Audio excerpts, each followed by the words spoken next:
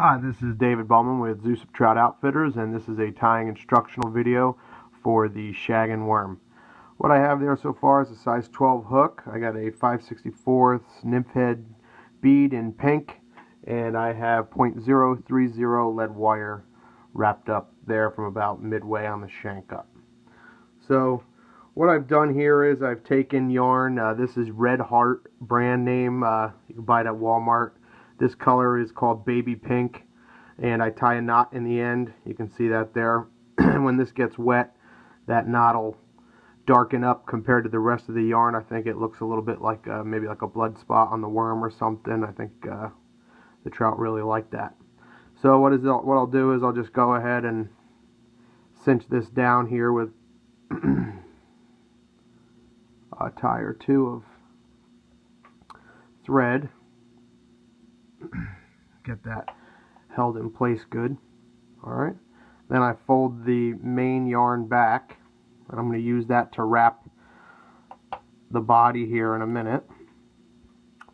Alright, next I'll take some hollow tinsel size medium by UTC, and this is the color pink.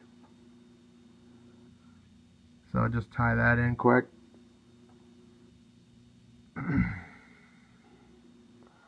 Doesn't have to be real fancy. Then I'll take a piece of wine-colored wine, that's like the drink wine colored wire in medium, and I'll throw that in as well.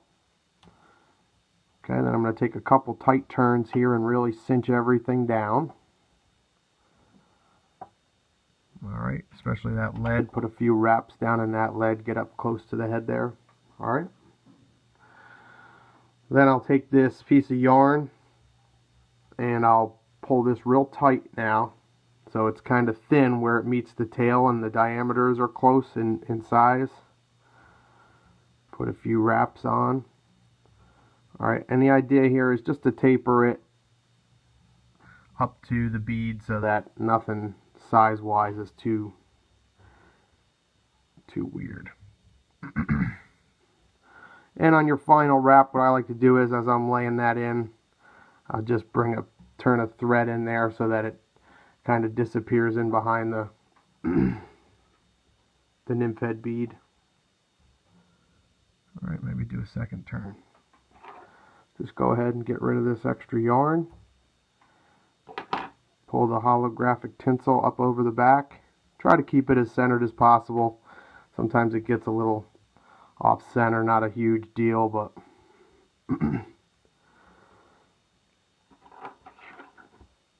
alright. Oh, you know what? I think I'll leave a little that little bit of tag on there. That way I can, after I get done winding with the wire. Now what I'm doing is I'm winding in the opposite direction as I wound the yarn, and that's just pretty standard for keeping it from unraveling and just a little bit more secure. Alright, you see that's pulling my tinsel a little bit, so just try to keep that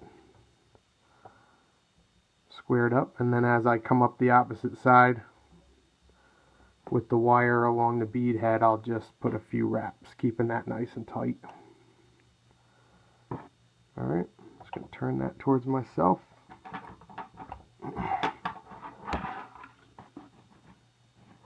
Find where that wire and thread intersect, get rid of it. Come back to the top. You can see there that got a little off center, so you can kind of do a part and trying to get it a little centered if it's something that you'd like. Get rid of this. Alright, and lastly, throw a little UV in there. I've been reading a book called UV Reflection and how trout see it and all that.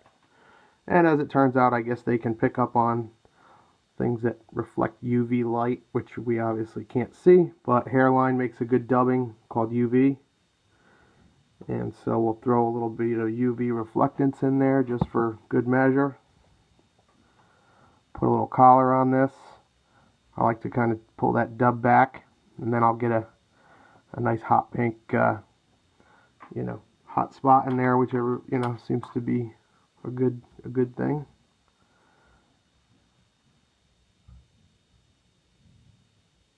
Little whip finish.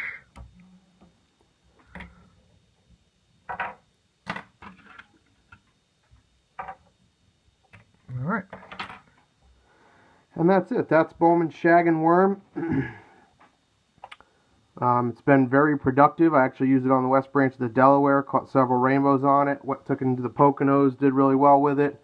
I tie it in tan. I tie it in yellow. This is a waxworm representation, copper bead. Alright, and then a Helgramite.